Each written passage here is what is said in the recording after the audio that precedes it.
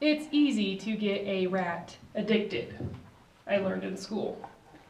If a rat has its needs satisfied and you offer it regular water or water that is laced with drugs, it will pick the drug-laced water.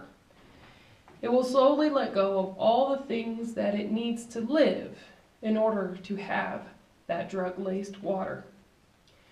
Growing up in the era of DARE, the drug resistance education program that was and is still going on in schools, I learned that the best way to avoid addiction was to not do drugs.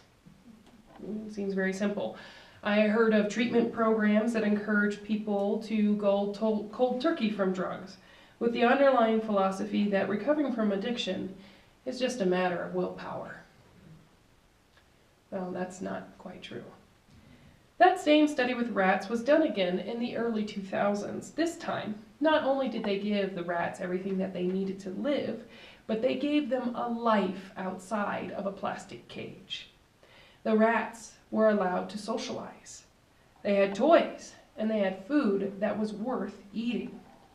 In this environment, when given the choice between regular water and water laced with drugs, the rats chose the drug-free water. From this, we can extrapolate that environment directly affects our health. If we have good social networks, plenty of things to do, and great food, it's pretty easy to stay healthy. And if we become ill, or if we become depressed or addicted, it's not a matter of willpower. We need a community to heal. And that's what we do at Two Rivers. You met our caring team who make sure that everyone who comes here is fed, has a place to live, is visited in the hospital, is consoled during an illness, and always offers a friendly face when our head is stuck in the fence.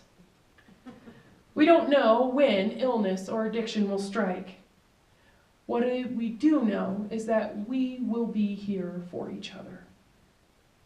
Not only do we find that we as individuals heal when we have good social networks, but we find that our congregation itself heals this entire community. We put up banners and signs that say Black Lives Matter, which helps all people of color feel safer in a community in which a country has elected a racist president and is appointing racist cabinet members. Every fifth Sunday, this community prepares a meal in Glenwood Springs to feed hundreds of people. This community gave tons of donations of coats, firewood, and wood stoves for the people fighting for our water in Standing Rock. It's right there. That's my truck with the trailer. And all the donations that this community has been pulling together. After the election, people knew that they could come here to hear a comforting word and how to prepare themselves for the world and the way it is changing. In short, for all of the ails of the world, you can't go it alone. Not one person can do what we all can do together. We must be part of larger institutions to heal this world. And participating in this community means that you are part of a legacy of what our communities have done in the name of Unitarian Universalism. We have become part of the endless stream of healing and justice. We know our place in this moment, here and now, to build up our community so that the next generation can continue on the work. Now, this isn't easy. We just don't get together, sing songs, and go home. It takes resources. It takes commitment and covenant, the sacred promises that we make to one another. Sometimes we have visitors who come and rave about this community. They tell me they have found their people, and they finally feel as though they have a place that they know they can belong forever. But there's a test that I tell people. You aren't really part of a community until you've had your heart broken by it, and you come back anyway. I give this warning because I know that people are not perfect and our communities are not perfect either. In our consumer society, we're taught to approach everything as if it were a product to fulfill our desire. The customer is always right and you are the customer. The product you are consuming right now is church. If it doesn't fit your views, if someone says something rude to you, or if a kid knocks over your coffee, well, you've got a defective product. Time to go shopping for a new one. Let me tell you how you know that you've got community, as Naomi Shihab Nye shares in her poem, Kindness. Before you know what kindness really is, you must lose things.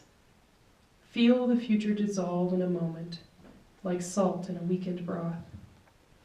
What you held in your hand, what you counted and carefully saved, all this must go, so you know how desolate the landscape can be between the regions of kindness.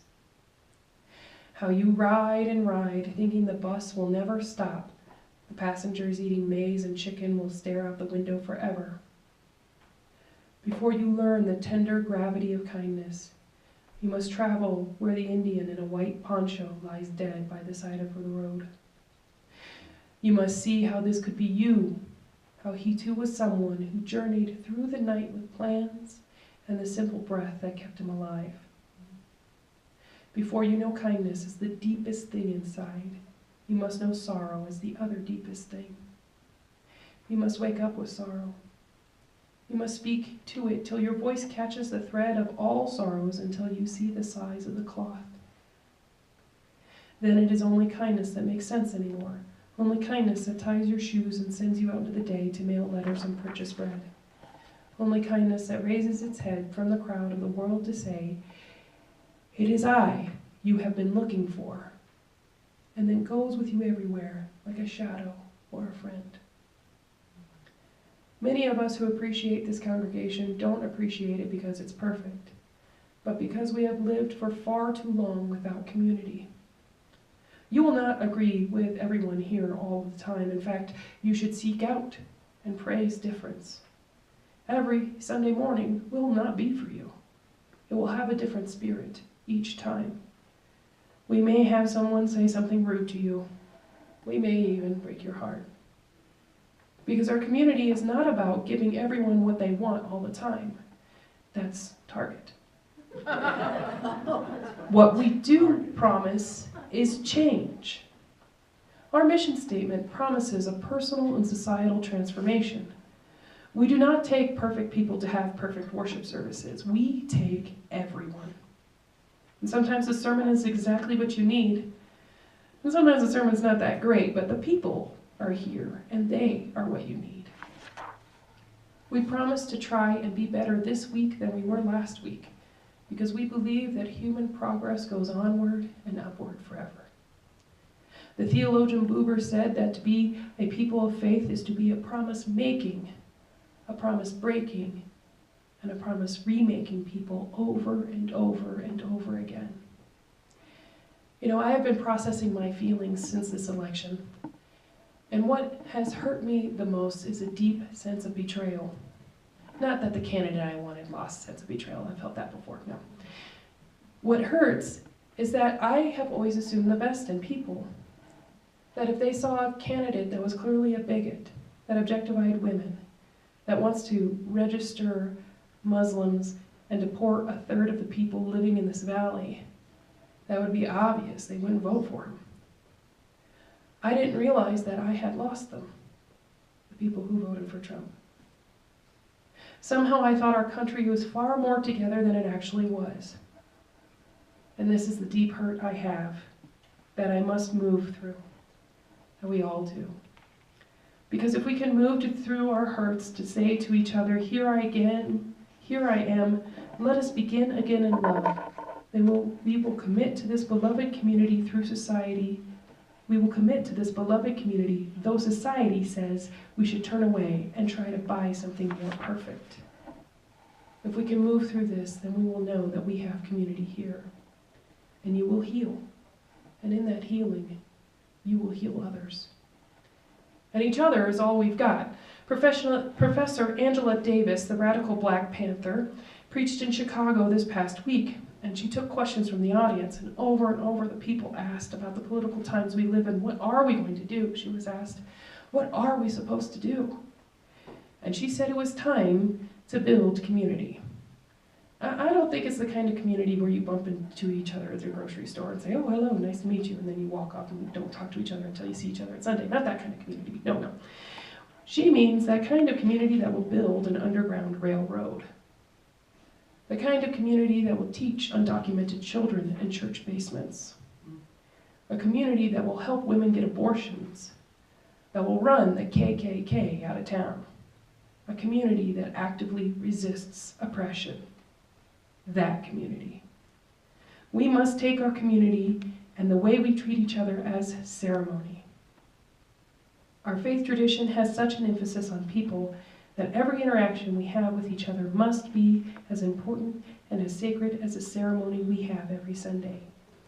Every meeting we have should start with a chalice lighting and a check-in to ask each other how we're doing before we attend to the business of the congregation. In our interactions with each other, we must treat it as ceremony, which is to be reverent and aware of the sacredness of each person that we are interacting with. To ask ourselves, what is holy in this moment? How am I changing? And what healing can I offer this person? This is the way people do things at Standing Rock.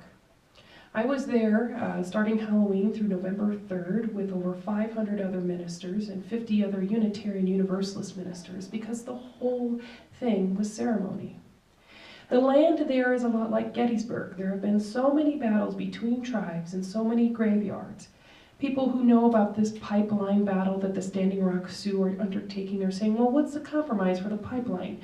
Where can it go that it won't desecrate the burial grounds of the Sioux tribe? And the answer is nowhere.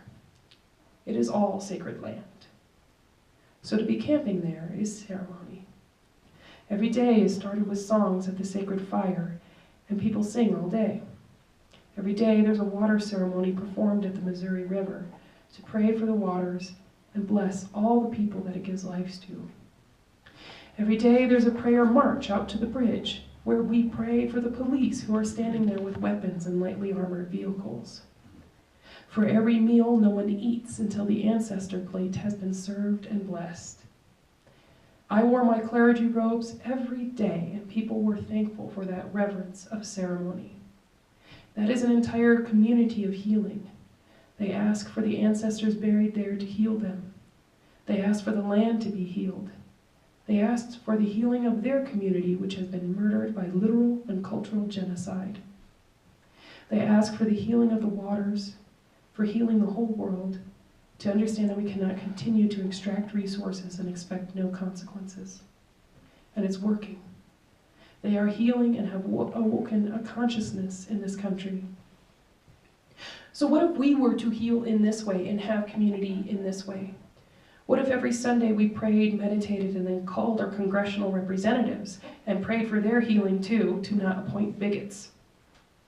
What if we gathered to ask for the healing of our friends and neighbors who are so afraid for their economic futures that they sold out their moral futures and voted a sexist to power? Can you see how we could speed up the personal and societal transformation of ourselves and our people if we approached our community as ceremony? This community has already started to do this work. These are the strong social connections we have to resist vices like drugs and heal from our ailments, to resist oppressive attitudes to solve our problems now. This is what will cause us to come together even when we vehemently disagree, and those cracks will let in the light for all of us. Our community as ceremony will heal us and it will help heal the world. So thank you to the caring team who heals all of us. And may we all, in turn, be healers ourselves.